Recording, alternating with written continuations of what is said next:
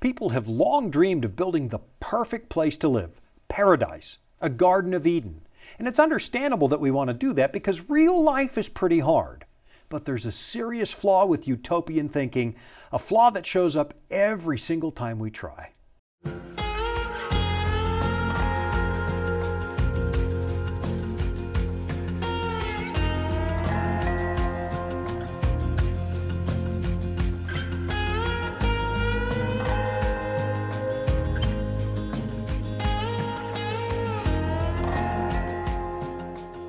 Back in my college days, and really back in my pre-Christian days, I was forced to read this book, Plato's Republic. Now, that's not so unusual because this is fairly standard reading for first-year college students, and at the age of, 17 or 18, this was really the first complete work written by a Greek philosopher that I ever read, cover to cover. I mean, I've been dabbling in philosophy, but nothing quite like this. And if I'm honest about it, I really hated this book. The professor who assigned this thought it presented a reasonable template for building a better, more just society, and he suggested that we would all do very well to pay attention to what Plato was proposing. So, of course, I read it, mostly because I had to, and this is actually the very copy I bought from the bookstore in the fall of 1987.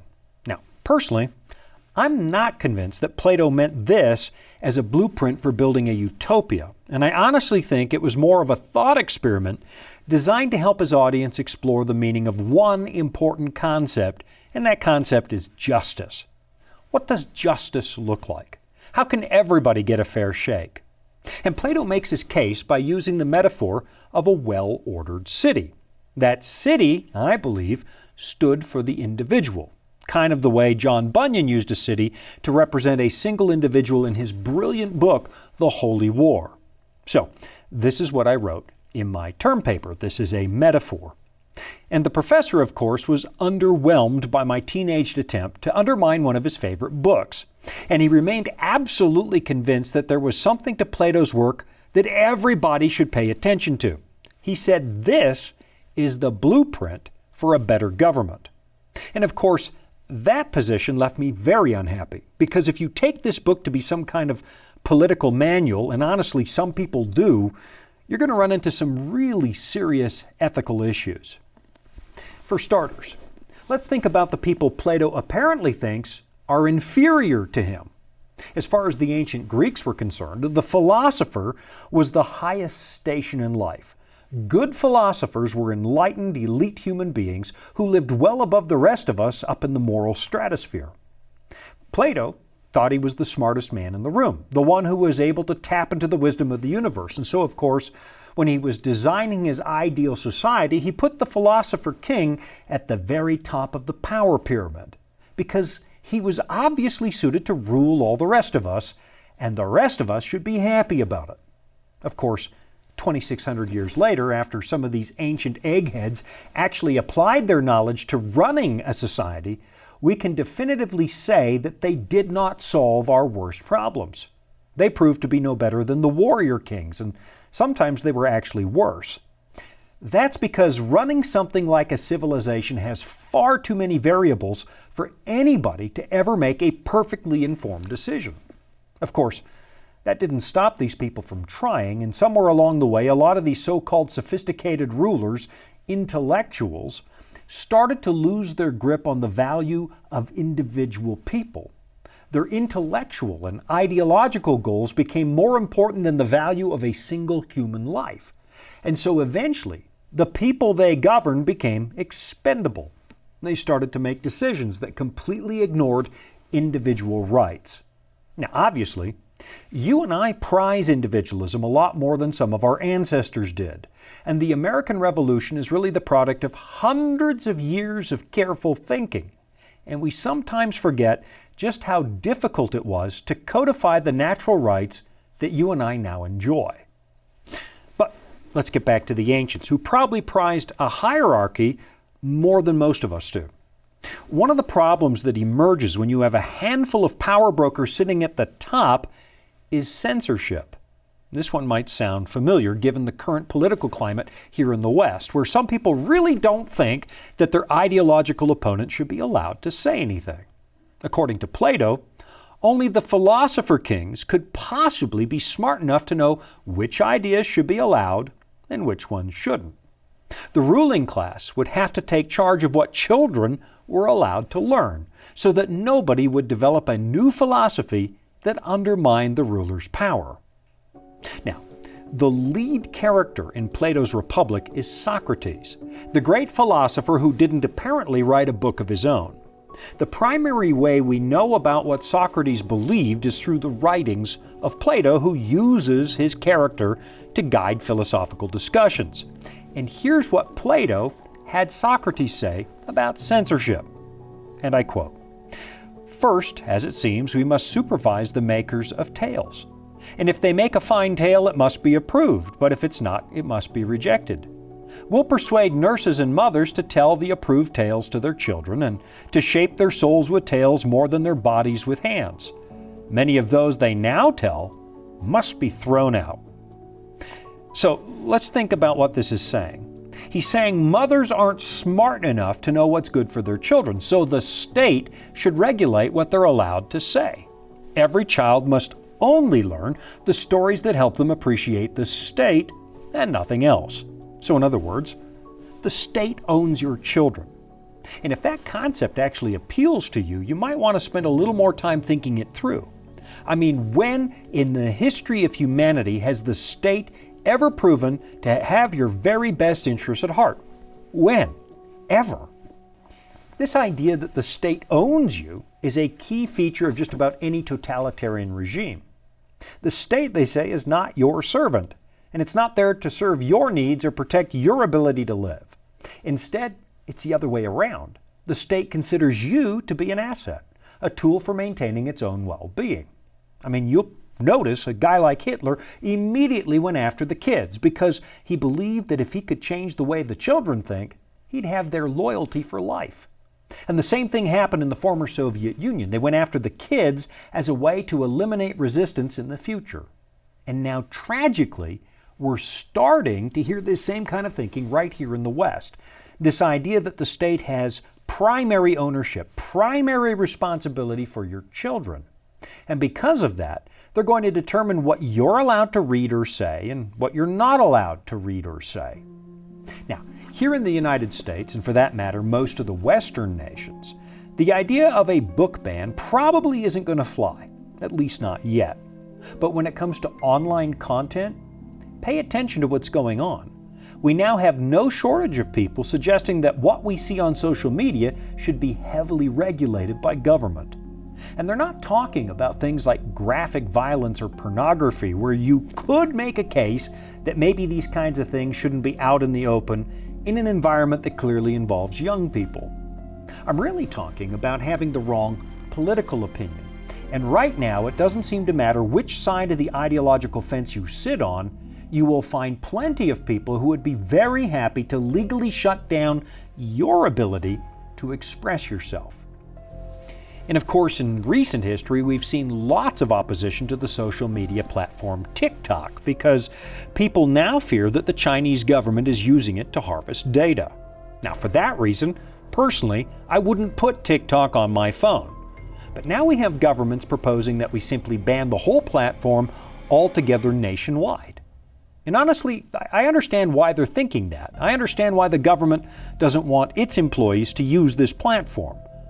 But are you really sure you want to give a government even greater ability to control the information you consume? Now, censorship was just the tip of the iceberg when it comes to objectionable ideas in the writings of Plato. But right now, the clock on the wall wishes to censor me, so I have to take a break. Here at the Voice of Prophecy, we're committed to creating top-quality programming for the whole family, like our audio adventure series, Discovery Mountain. Discovery Mountain is a Bible-based program for kids of all ages and backgrounds. Your family will enjoy the faith-building stories from this small mountain summer camp and town. With 24 seasonal episodes every year and fresh content every week, there's always a new adventure just on the horizon. The next horrible idea I found in Plato's Republic suggests that because people are essentially competitive by nature, we should eliminate the concept of private property. Here's what it says. And what about this? Won't lawsuits and complaints against one another, in a word, vanish from among them thanks to their possessing nothing private but the body, while the rest is in common? On this basis they will then be free from faction, to the extent at any rate that human beings divide into factions over the possession of money, children, and relatives. Now you tell me, does it sound familiar? You will own nothing and you will be happy. It's another concept you'll find emerging in almost every utopian experiment, this idea that the state should own everything, because again, obviously, the state knows better than you. And so we get despots, people who are absolutely convinced that they are the smartest people in the room and they can do whatever they want, quote, for the good of everybody. So they start to confiscate stuff and funnel it all to the top. And if you try to protest, you'll be decried as selfish because apparently you're not interested in the welfare of others, which is just not true. And then Plato comes to what is probably his most horrific concept, this idea that a philosopher-king might be smart enough to actually sculpt the human race, breeding us like farm animals to eliminate our very worst traits. And you might think that could never happen. But how do you explain the race experiments of the Third Reich, or the eugenics craze that existed right here in the U.S. back in the 1920s? Why is it that utopians almost always land on the idea that some people are undesirable? They're standing in the way of progress. In Plato's Republic, Socrates asks a guy about his farm animals, and he asks if a responsible farmer would fail to breed the animals wisely. Here's what he says. "My dear comrade," I said, "how very much we need eminent rulers after all, if it is also the same with the human species. Because it will be a necessity for them to use many drugs," I said. "Presumably, we believe that for bodies not needing drugs, but willing to respond to the prescribed course of life, even a common doctor will do. But of course, when there is also a need to use drugs, we know there is a need of the most courageous doctor." That's pretty horrible thinking. He's suggesting that ordinary problems can be solved by ordinary people, but when it comes to the big stuff, the big problems, you're going to need the doctors. In other words, the philosopher-kings to help you solve your problems. And they're probably going to have to administer some really bitter medicine to keep the people in line. The drugs are just a metaphor for the difficult ideas that average people are going to hate when the government implements them. It continues. To this I said, "It's likely that our rulers will have to use a throng of lies and deceptions for the benefit of the ruled. And of course we said that everything of this sort is useful as a form of remedy." In this way of thinking, the ends always justify the means. If you have to lie to the people to get what you want, so be it. After all, it's for their own good. And you are, after all, the benevolent ruler, and you're the one who knows what's best for all. Now, does any of this sound remotely familiar? You know, it actually gets worse.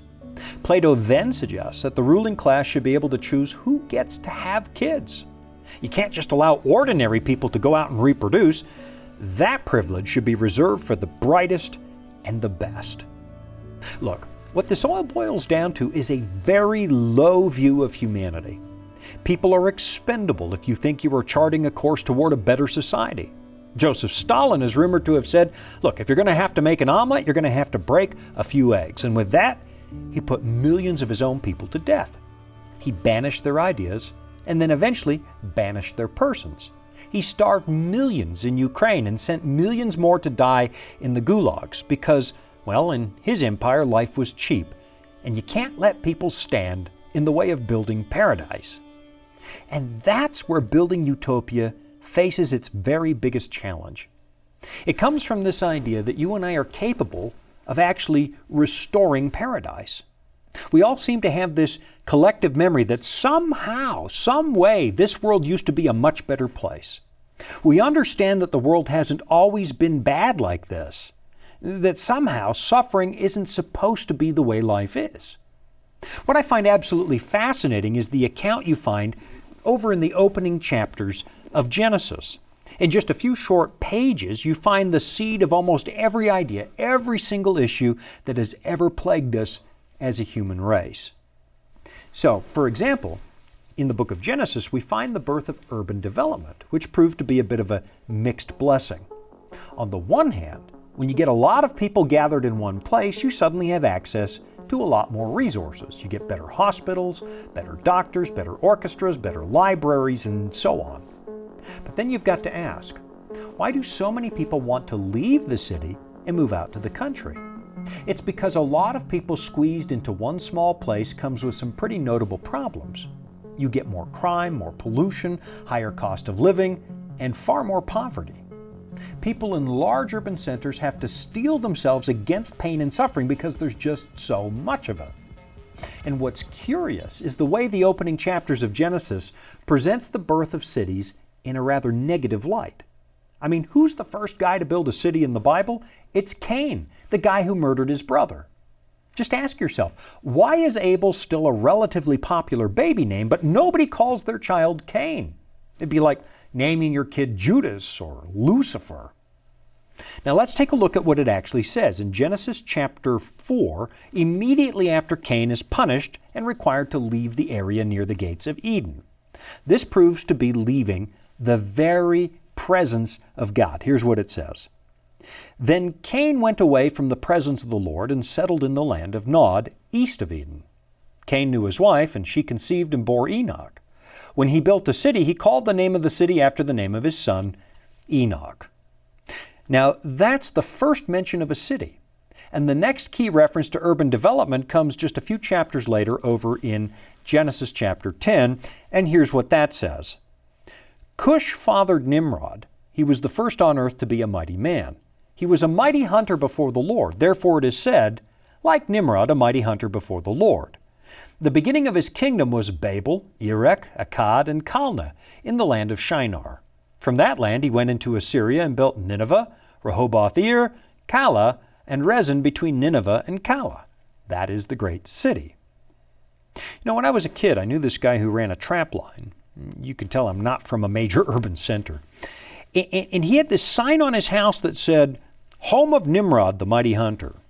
Now, I know what he was thinking. He thought that Nimrod was some kind of noble character. After all, the Bible says he was great before God. But when the Bible says he was mighty before the Lord, it's actually talking about his arrogance. This guy was too big for his britches, and ancient legends about him seem to support that idea. He was ruthless, brutal, and utterly selfish. His subjects grew to hate him. So what was the point of Nimrod building all those cities? I'll be right back after this to tell you. Life can throw a lot at us. Sometimes we don't have all the answers. But that's where the Bible comes in. It's our guide to a more fulfilling life. Here at the Voice of Prophecy, we've created the Discover Bible Guides to be your guide to the Bible. They're designed to be simple, easy to use, and provide answers to many of life's toughest questions. And they're absolutely free. So jump online now, or give us a call and start your journey of discovery. If you look at the list of cities mentioned in Genesis chapter 10, you'll notice that a few of them are pretty famous. You've got the city of Erech, which gave its name to the modern-day nation of Iraq. And then, of course, you've got Nineveh and Babylon, powerful cities, which get used throughout the rest of the Bible to symbolize arrogance and wickedness and rebellion against the God of heaven. So, overall, this chapter is not some kind of eulogy for Nimrod. It's not a tribute to his greatness. It's actually a pretty sharp criticism. Why? It's because Nimrod was trying to build artificial paradise. You see, when the human race rebelled against God and no longer had access to the original paradise, survival suddenly became a whole lot harder. Remember what the Bible says. Cursed is the ground because of you, God explains to Adam. In pain you shall eat of it all the days of your life. Thorns and thistles it shall bring forth for you, and you shall eat the plants of the field. After our rebellion, life was going to get a whole lot harder because we abandoned the authentic human existence that God originally designed. And so as the new reality began to dawn on folks, some of them decided they could make life better. They might not be in Eden anymore, but they could build their own version of Eden. Walled-off cities with all the resources you could dream of to secure your personal safety and keep yourself relatively comfortable. And honestly, it's not that hard to see the appeal of big urban centers because, well, some of that appeal is still there today. Cities just offer us more opportunities, more resources, and the collective talents of an awful lot of people. They tend to have more of everything, and it's mimicking the ease and abundance of paradise. But here's what happened. I mean, if you're going to live in close proximity to an awful lot of very selfish people, and that would be all of us, there's going to be competition over those resources. That would also be true in the countryside, mind you, but when you gather huge numbers of fallen human beings and concentrate them into a really small patch of land, the problem gets magnified. And naturally, selfish people quickly learn that power gives them access to more resources, and so the shrewd among us, the powerful, always seem to rise to the top of the heap. Take, for example, the story of Gilgamesh, the ancient king of the Mesopotamian city of Uruk. Some scholars believe that Gilgamesh was actually the Assyrian version of Nimrod, the same guy. And honestly, there's so much similarity between the two stories, between Nimrod and Gilgamesh, that I think it's true. For starters, you've got the names of the cities they founded, Erech and Uruk. And then, in the Epic of Gilgamesh, you find the story of a man who survived a global flood. Coincidence? But even if they're not the same person, Gilgamesh gives us yet another example of these ancient warrior kings. Just like Nimrod, he was brutal. I mean, he enslaved his own men and forced them to build the city walls. And as they were working, he took their wives for himself. According to the Epic of Gilgamesh, which we rediscovered in the ruins of Nineveh back in the 1830s, life in Uruk got so bad that the people cried out to the gods to bring them relief. And sadly, that's the story with most of our human history. Well-intentioned people start making all kinds of promises so they can rise to the top of power. But it seems like as soon as they manage to accumulate even a little bit of that power, they start to think of other people as a way to advance their own interests. They start to think of other people as expendable. And that's why utopian experiments almost always end in disaster. They end with crushing poverty, broken dreams, and an awful lot of dead bodies. You know, when you're sitting in a college classroom reading the utopian dreams of ancient Greek philosophers, it's easy to imagine that Plato might be onto something. Maybe these are good ideas. Maybe we can finally solve our worst problems and just use our logic and reason to restore paradise. But then out there in the real world, every single time somebody tries to do this, an awful lot of people get hurt. And the word hurt is a dramatic understatement. So what would be the alternative? Let's take a look at the biblical prophet Micah, who was preaching in Judah at about the same time that the Assyrians were making life miserable for everybody in the Near East. And at one point, Micah paints a picture of what God originally intended for us. He shows us what an authentic human life is supposed to look like. Just listen to this, because this kind of speaks for itself. It says, "It shall come to pass in the latter days that the mountain of the house of the Lord shall be established as the highest of the mountains, and it shall be lifted up above the hills, and peoples shall flow to it, and many nations shall come and say, Come, let us go up to the mountain of the Lord, to the house of the God of Jacob, that he may teach us his ways, and that we may walk in his paths. For out of Zion shall go forth the law, and the word of the Lord from Jerusalem. He shall judge between many peoples, and shall decide disputes for strong nations far away. And they shall beat their swords into plowshares, and their spears into pruning hooks. Nation shall not lift up sword against nation, neither shall they learn war any more. But they shall sit every man under his vine, and under his fig tree, and no one shall make them afraid. For the mouth of the Lord of hosts has spoken." I'll be right back after this. Dragons, beasts, cryptic statues. Bible prophecy can be incredibly vivid and confusing. If you've ever read Daniel or Revelation and come away scratching your head, you're not alone. Our free Focus on Prophecy guides are designed to help you unlock the mysteries of the Bible and deepen your understanding of God's plan for you and our world. Study online or request them by mail and start bringing prophecy into focus today. You know, once in a while I'll still pick up this old textbook and thumb through the pages like I did right before I came into the studio today. And I'm seeing these notes in the margins, scribblings I made when I was a teenage freshman at the University of Victoria. And most of the notes I find in here are actually expressions of horror that some people actually think these ideas are some of the best ideas we've ever come up with. I mean, if this is our best, we're in trouble. And I'd throw the book out, but it represents a key point in my own intellectual development. And because it's had such a profound influence on the development of Western civilization, this still has a place on my bookshelf. It's up there with all the other big names like Aristotle or Descartes or Kant or Locke or John Stuart Mill, you name it. You might say that my younger self was a little bit of a philosophy nerd, and I probably still am. But here's what I've noticed after combing through tens of thousands of pages written by our very best thinkers. Not one of these people has ever managed to solve our worst problems. I mean, yes, there are some who contributed to the freedom we now enjoy, and as a fan of religious liberty, I've got to tip my hat in those philosophers' direction for achieving that. I'm also a pretty big fan of the American experiment, at least as it was originally formulated, and I know that we can thank both the reformers and the Enlightenment philosophers for a lot of what happened. You see, a lot of the ideas that led to the birth of Western liberty actually came from the minds of Bible-believing Christians, dedicated reformers who compared the people who run the world with what God says should be happening. And these people were absolutely right. The Scriptures represent the highest possible ideal, and wouldn't you know it, the Scriptures do that without the need to subjugate and use people to achieve an end. So, out of all the books on my shelf, there's only one that I reach for every single day, and it's this one. The Bible, the book inspired by the one who made us in the first place.